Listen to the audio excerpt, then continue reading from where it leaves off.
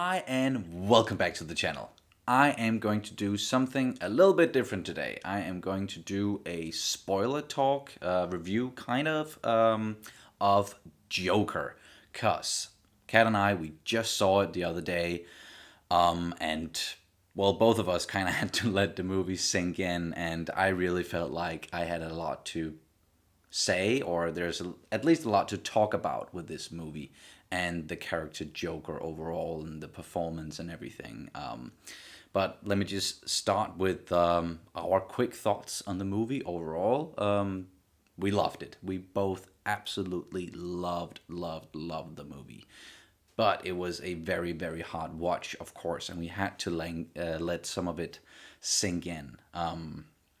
So yeah, I started with wanting to do this review spoiler talk, and my initial thought was that I would just sit down in front of the camera like now and just start talking and just go over my thoughts about the movie and the experience we had while watching it and everything. But just like the movie, to quote the character himself, Arthur or Joker, I wanted to get it right. So I started writing a lot of stuff down, and I ended up writing all of it down, pretty much almost word by word, what I wanted to say. So I'm gonna refer back to that throughout this entire spoiler talk. I hope that's all right with you guys.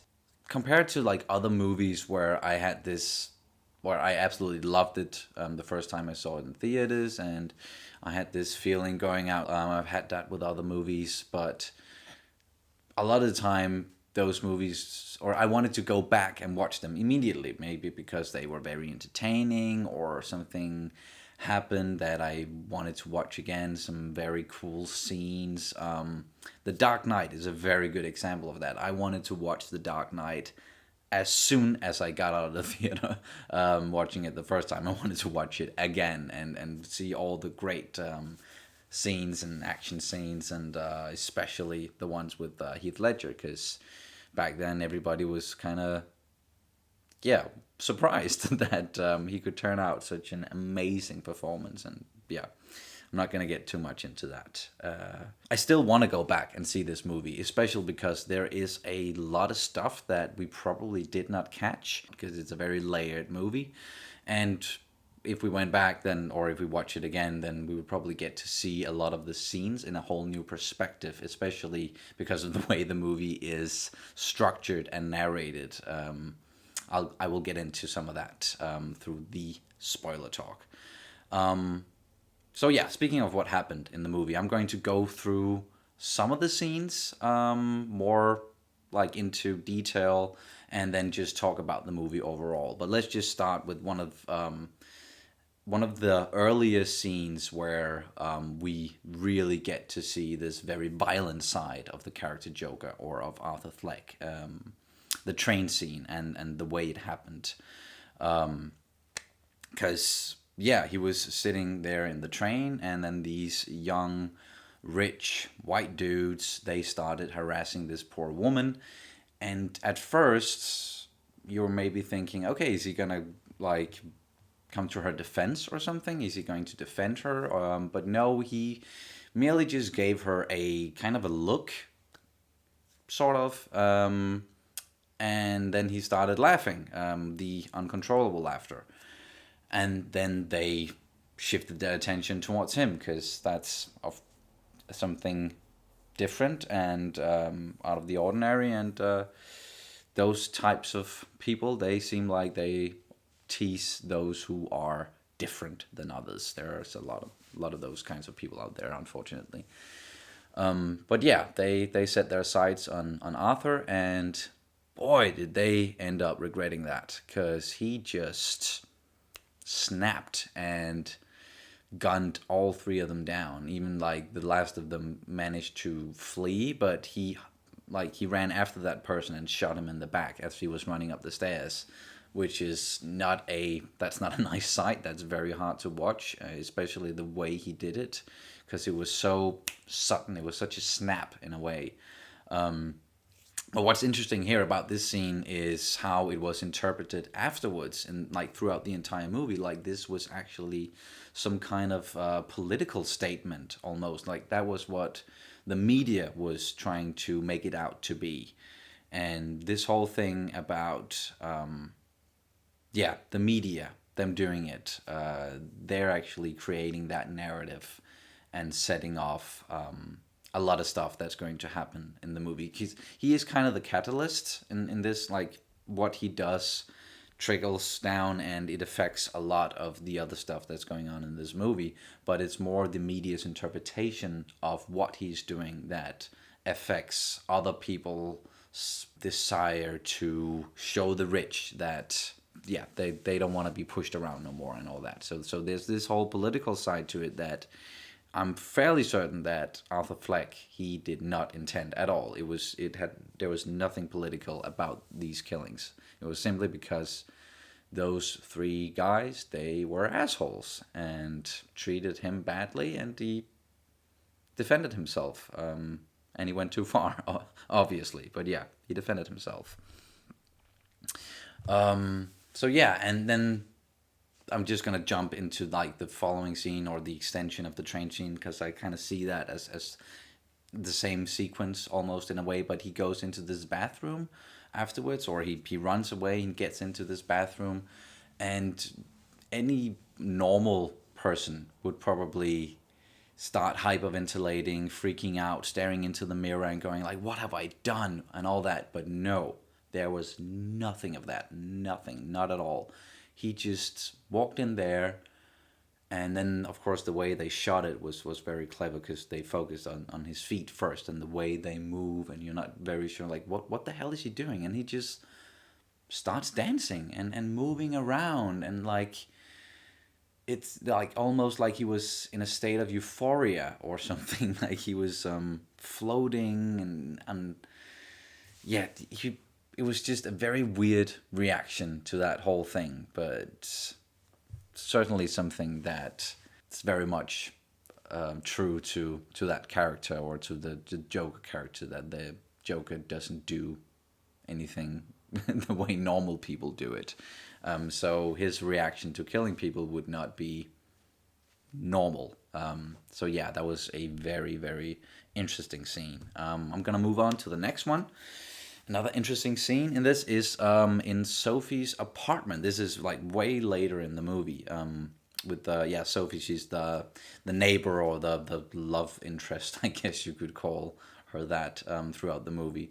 And here we get something kind of confirmed that has felt a little bit weird throughout the movie up until this point, and it's the whole relationship between these two characters, because it was all in his head, or at least that's what we are shown, that everything that we've seen before with them being together, her comforting him and being with him at the comedy club and at the hospital and all that, did not happen at all. It was all in his head. And she finds him there sitting in her apartment on her couch, and of course she freaks out because yeah, as we figure out, there was no relationship. They don't have a relationship. They only probably like really met.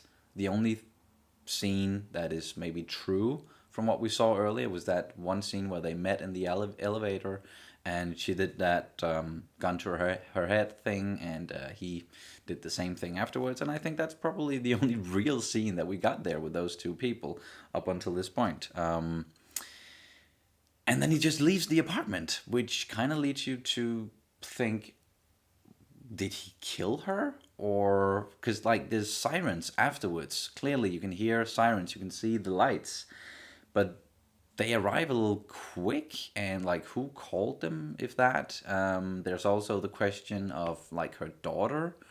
Did she hear anything, react to anything, alerted the neighbors, and then they called the cops? Or did Arthur in fact kill the daughter as well? Or did he just walk out of the apartment and leave them be, and he didn't kill any of them?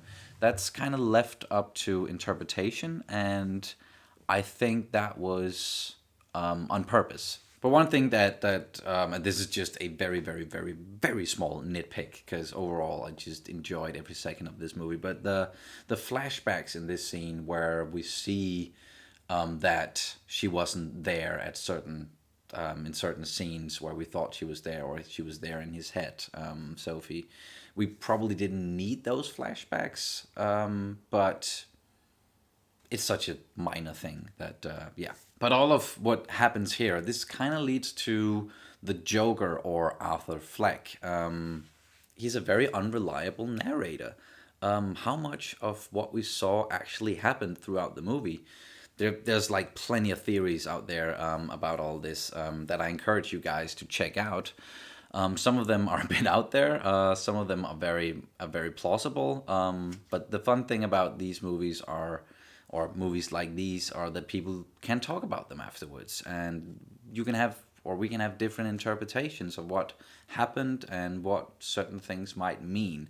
So yeah, just I think that's a good thing to have in, like, in the back of your mind when you're watching this movie, that he's a very unreliable narrator, because you see everything from his perspective, and we know we can't really, or they show us throughout the movie that we can't really trust everything that's going on inside of his head.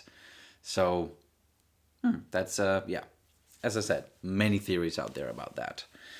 But let's move on to another scene here, the scene where Arthur kills his mother, which was kind of a sudden thing as well, a sudden reaction, where he just goes like, "I thought my life was a tragedy.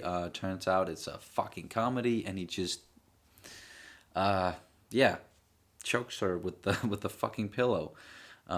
Very hard to watch once again, and I think that is something that is common with like all of his violent outbursts in this movie. Even though you might, in some way, go like, "Yeah, you show him, you go get him," because you do have some sort of sympathy for this character, and he is the lead character, so we are following him, and in some sick way want him to succeed.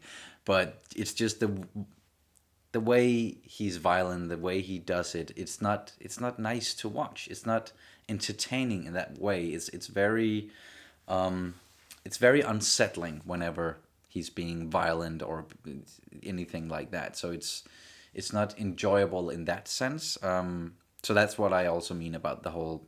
It's very sudden. But yeah, back to the scene with his mom at the hospital there, where he kills her. What led to all of this is something that I at least find very, very interesting. I'm sure a lot of you guys do as well, because it was a big part of the movie, and that is Arthur's heritage, or his upbringing, which we get into multiple times in this movie, actually. First, we get the revelation that he's Thomas Wayne's son, which at first I was like, what the actual hell? And I wasn't really sure what to think about that, because I know this is a very different movie and doesn't follow any kind, like, it doesn't follow the source material exactly or anything, like, not trying to adapt a specific story about the Joker or anything, and we're probably not going to get a sequel. But I was just like, that's an interesting thing to make the Joker and Batman related, but okay, let's see where this goes. But then it turns out that he isn't, and it's his mom that's insane, and she's just been harassing Thomas Wayne for all these years, trying to make him see that they belong together or something, in her own twisted way, that she thinks that he cares about her and he cares about Arthur and all that. And there was a lot there with his past overall, and the boyfriend beating him. We hear about him actually having some sort of head trauma, which might have caused some of the problems that he's dealing with mentally. And she says another thing as well, when they get into some of the, like, one of the flashback scenes where we see like a younger version of his mom, Penny, and she's kind of being interrogated, and she says something about he was always such a happy kid. He was always smiling, like she couldn't see that he was unhappy, and something where he was being left alone, chained to the radiator, or something in that sense. As I said, I need to watch the movie again to remember all of it. But that's interesting as well, because that might have something to do with his this condition that he has, this uncontrollable laughter. And because she had her issues as well, she might have just interpreted that as, well, he's always happy because he's always laughing. And I didn't know something was wrong with him and all that. So just overall, a very, very, very bad upbringing, which of course has a lot to do with the way that he is in this movie. And speaking of the laugh, that was actually a very, very interesting choice, I think, and a great choice for this incarnation of the character. You could kind of see the pain in the performance. It really hurt him. It actually hurts to not be able to stop laughing. Like, imagine whenever, like, some of you guys might have tried it. I know I've tried, like, laughing so hard that it starts to hurt a little bit, and then, like, imagine not being able to stop after that, and just laughing and laughing uncontrollably, and it just starts to hurt more and hurt your throat, your stomach, and your whole body just cramps up. Like, that must be very, very hard to live with. So yeah, it's just an interesting thought about, like, a character trait of the Joker. What if his iconic laugh, what if it was actually uncontrollable? If he, like, it just happened sometimes that he just bursts out laughing like a crazy madman, which is something he does. Because you can kind of imagine going forward, like, that the character would maybe embrace this in a way, and it would allow him to find the joke in pretty much everything, which is a very, very essential character trait of the Joker overall. And Phoenix, he certainly embodied a lot of what makes the Joker who he is. And we get to see that develop more and more throughout the entire movie, especially towards the end, where he gets more violent and he just starts to simply not give a fuck anymore about anything, because he's going to die anyway. It's his last day, so why not just go all out and do exactly what he feels like doing? And that thought makes him, well, that makes him happy. It seems like it makes him relax, and he's at ease with himself in a way that he has never really been before. And we saw that early as well with the train killings and the dancing afterwards, being all euphoric. And him going straight up to Sophie and kissing her like a badass, which of course turned out not to be true, but it doesn't change the way that he was feeling at that moment, at least. And that pure euphoria of acting on your instincts and not giving a fuck about any of the consequences, that behavior in itself is very, very, very much the Joker. Living each day like it might be your last, and you're just gonna go all out and say fuck it and do whatever your instincts and your crazy mind tells you to do. That is very much the Joker. And then I want to move on to another scene, or what might be the most violent scene of the entire movie, where we see him murdering his former friend and colleague in front of his other friend, Gary. And that kind of just came out of nowhere as well, even though, like, of course we saw it coming because he was grabbing the scissor and getting ready. But it's just, there's something about him, the way he snaps in this movie, where even though you kind of expect him to, it still surprises you in a way. And the ability to just snap like that is also a big character trait of the Joker as well. And in this scene, we also get one of the few, I would call it, like, funny moments of the movie, where Arthur, he's letting Gary go, but not without scaring the shit out of this poor guy beforehand, with him walking by, and then Arthur goes, ah, and then he walks over to the door afterwards and tries to get out, and he can't reach the fucking lock, and he has to ask Arthur, please, can you let me out? And it's just, there's so much tension in that moment, because you're like, I honestly don't know what he's going to do. Um, he's like, you can't predict his behavior, which is, and I know I'm saying this a lot, but that is also a big character trait of the Joker, that you can't predict his behavior. You can't just say, oh, he's probably going to do that because he's done this in the past. Or what you can like predict, what kind of behavior you can predict in the Joker is that he's going to be unpredictable. That's pretty much that's all you can do with him. And in this scene, like, just, yeah, he kisses him on the forehead and he lets him go because Gary was always a nice guy, which is, yeah, that's an interesting thought, that the Joker, in this incarnation at least, he does have some resemblance of empathy, or like in some way he actually likes another person, which is, yeah, and want to do right by them. That's not something you see too often with the character, at least. But after this, we get the big transformation and the even bigger ending, if you can call it that. He puts on the Joker outfit and he walks out with pride and he dances on the steps and everything. And we go through that whole, like, he's trying to get from his place, his apartment, where he just murdered his former friend and all that. Trying to get there, from there to the Murray show, and he encounters those cops we've seen a couple of times throughout the movie before, who's like, they do seem a little bit fumbling and bumbling in a way, like they're not good at their job, but they home in on him like pretty quick in the movie, and they're like, well, there's something weird about this guy. He might have been the guy who actually killed those three people on the train. But they never get to catch him, and in another train scene, we see them being kind of like swallowed up by this mob of angry clowns. As Thomas Wayne, he called the citizens of Gotham, almost, or some of the citizens, he called them clowns, and they just totally and fully embraced that.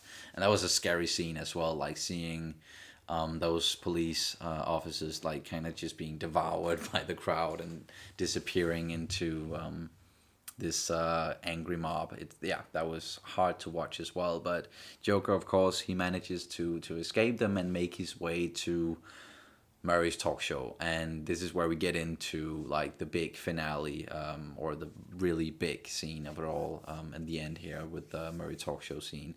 And I just want to say, first of all, Robert De Niro, he did a really, really good job, I think, with the limited screen time he had, at least. And I certainly bought him as a talk show host. I think he did a great job, just, coming out and going like this to the band. And I don't know, it's just something about his movements and everything that was very believable. He was believable as a talk show host. And early in the movie, his character Murray, he ridiculed Arthur on his show by showing clips of him bombing at a comedy club. And now he brings him on by popular demand, and, well, let's face it, he probably plans to humiliate him even further just for the views, which is also a bit of a comment on the media. We see these social comments throughout the entire movie. And here it's kind of a shame that they decided to include the can you introduce me as Joker scene in the trailer, because I kind of wanted to see that for the first time in the movie, because I thought it was a great scene, and that would have been it would have been great if we hadn't seen it beforehand. But his entrance overall into the talk show, that was so badass and very Joker-esque, especially when he just walked up to that doctor and just gave her a big long kiss straight on the lips. That was just very Joker. But then we get into the interview itself, and there were many, many, many great moments through it. He just didn't give a fuck, and he just tells what he did, why he did it, just the way he thinks it, and he's being 100% honest. And even though it seems like, he had a plan, he was going to kill himself, we see him practice it at home in front of the television, he was ready to die, he still acts very instinctively. And he simply just changes his mind when Murray, he taunts him too much, I guess. And yeah, that leads to the big explosion kind of with Joker screaming his joke out loud there and ending with "You get what you fucking deserve," and he just shoots Murray straight in the face. Another snap that you kind of saw coming, but not really, and it was, yeah, hard to watch once again because it's just the pure emotional outburst he has there is just not pleasant to watch, but very, very spine chilling and very telling of what the character is actually going through. So that was a great moment building up to that. And even though you might know that it's coming, that he's going to shoot Murray, because we know he's not going to shoot himself. I might have been thinking that for like a quick second or something, but you know he's not going to shoot himself in the head. So Murray, everybody, I think everybody realized that Murray was probably toast at this point. And then afterwards, he just stands up, shoots him a couple more times, and then does something that is also very much the Joker. He walks up to the camera, grabs it, and just starts talking straight into the lens. Unfortunately, he gets cut off, or unfortunately for him. But yeah, that's just something that we've seen from the Joker many times before. It was even in The Dark Knight, and we saw it in the animated series, of course, many, many times. And then afterwards, the movie and the score, mind you, just culminates when he's being pulled out of the police car. I actually, there, I thought that he was dead for a second at least. I was like, oh, okay, he doesn't kill himself, but he gets taken out by a random car crash or something. But no, it turns out that it was one of the clowns that drove the car, and they pull him out of it, and he stands up, and he does this thing where like he's all bloody, and then he paints the smile with his blood, and that was just such a moving scene in a way, and it kind of like everything just culminated there, like everything the character had been through and what's going on in Gotham right now.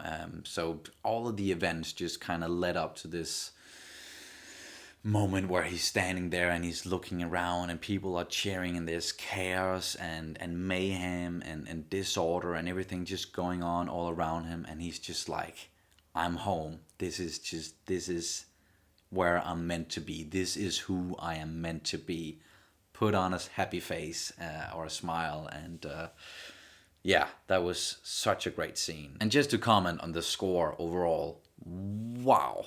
Like, it was from the same person who did the score for Chernobyl, which I really enjoyed as well. I know Kat did too. Yeah, she did such a great job with that series and then this movie. What a freaking talent. It was so good, and it really just elevated a lot of the movie and a lot of the emotional beats that was going on, even though everything else was firing on like full cylinders, like acting, directing, cinematography, everything.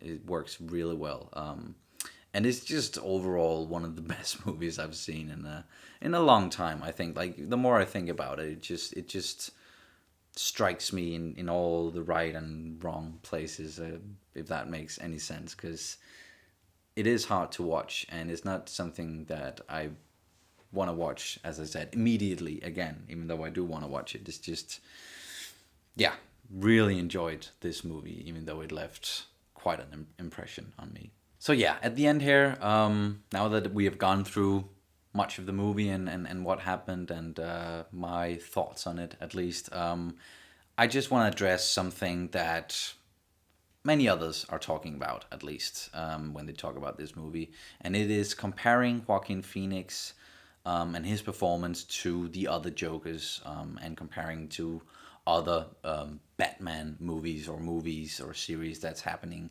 in the Batman universe, Gotham, DC, whatever, what have you.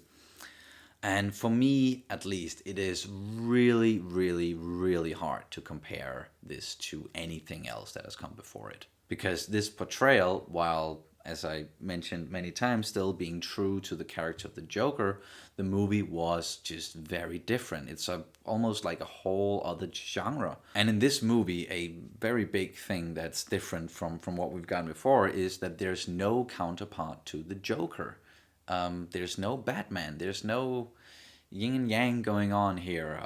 Although we do, of course, kind of get Batman's origin story in this movie, which I think was done pretty well. And the way it happened may have been an homage to the 1989 Batman movie by Tim Burton, with the Joker being the reason why Bruce's parents are killed. Maybe because I know he's not doing it directly in this movie. He did that in the '89 version. His actions are what sparks this whole riot and mayhem and whatever's going on in Gotham, and that results in the Waynes being at the wrong place in the wrong time, maybe, and then getting killed. Or maybe that person was actually waiting for them outside of that theater in this incarnation or in this version of the story. I don't know, but either way, we did get to see the very infamous scene where Bruce he loses his parents, and just the scenes with the Waynes and also Alfred there at the gate, where he's telling Arthur to get the hell away from Bruce, which was also a very creepy thing. Like, if I saw some stranger with his hands inside the mouth of my kid or a kid that I'm taking care of, I would be like, get the fuck out of here as well. So yeah, that was a great scene. But back to my point. I really don't want to compare them in the sense where one is better than the others or anything. Like, they are all very, very different interpretations, different Jokers, different movies. And it's just a very elusive character, and they serve the movies and series that they're in very well, in the previous incarnations. And I really enjoy many of them, especially I can name Mark Hamill, Heath Ledger, Jack Nicholson, of course. I thought John DiMaggio, he did a solid job as the Joker as well, voicing him in Under the Red Hood. If any of you guys have seen that animated movie, it's really good. I think it's from 2010 or something like that. So yeah, check that out if you haven't seen it. And now, of course, we have Phoenix, Joaquin Phoenix, and I fucking loved his version of the Joker as well, and fits perfectly into this kind of movie, which is, again, very different from the other ones that we've gotten. And to me, he brings something very new, something raw, something kind of vulnerable to this character, in a movie that it addresses many of the social injustices that happen today, actually. And it is just a very fascinating character overall, being used in a fascinating way, in a fascinating movie. And it's just amazing. Well done, Todd Phillips. Like, the director of the Hangover movies. Like, I did not expect to see this kind of movie or this caliber of movie from that guy. I know he made another one after the Hangover movies, War Dogs, I think it was called, which kind of showed like his potential. But this is just a big, big, big leap for that guy, and I really, once again, applaud him for what he has done with this movie, and how much people are talking about it. Like, it's you can make the argument that any publicity is good publicity, even when people are saying bad stuff or losing their minds. Because yeah, I don't want to get into too much of the political stuff or why people might not like what this movie is telling, the story it's telling, the comments it's making on social injustice and all that. But I still think it's important that filmmakers they get to say something with their art once in a while. You don't absolutely have to if you just want to make a very entertaining movie with great action and effects and humor and all that. Just, yeah, of course. You don't have to have something very real, relatable, and like something that fits into the time that we're living in. You don't have to have something like that in your movie, but this one did, and I think that it doesn't offer you any solutions or anything like that. It just shows you how a character like the Joker could, like, how he could come about in a world like this, and in a world that is very similar to the one that we live in, at least. And yeah, just now that I've been talking about other Jokers, and I said that I'm not going to compare or anything like that. But if someone were to ask me like, what is the first thing you think of when you think of the Joker, like, or who is the first one you think of? For me, that's Mark Hamill, because I just grew up with the animated series and his laugh and his portrayal and just the look of the character from the animated series. That is the like that's what I think of when I think of the Joker. Or that's the first thing that comes to mind, at least for me. Even though I enjoy many of the other portrayals that we've gotten, as I've said.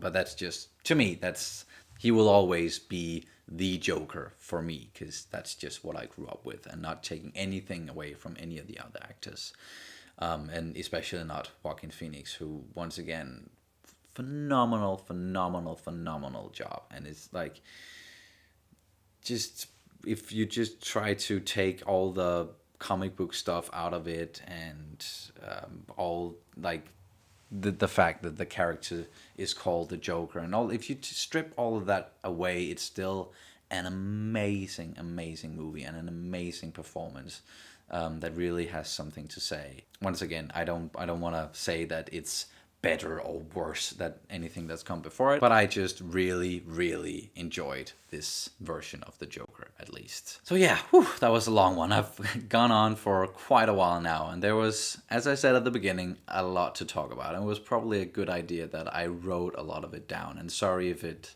might distract you that I'm looking down at the computer once in a while, but I just, to quote Joker once again, wanted to get this right. But what about you guys? What did you think about the movie? If you've had a chance to watch it yet, of course. Just sound off in the comments about your thoughts on the movie and the portrayal overall. And yeah, why not? When you hear the Joker, what do you think about? Like, who's the first incarnation of the character to come to mind when you hear Joker? But as always, thank you guys so much for watching. Please go check out our Patreon. There are multiple tiers. Select the one that is right for you. Any support is very, very, very much appreciated. Like, anything that you can throw our way would mean the world to us, and it would mean that we can keep on making these videos and doing some more stuff, more content, more reactions, podcasts in the future and all that. Like, the more support we get, the more we can do for you guys and the more we can make. So go have a look at our Patreon. And thank you guys so much for watching. I will see you very soon. Bye.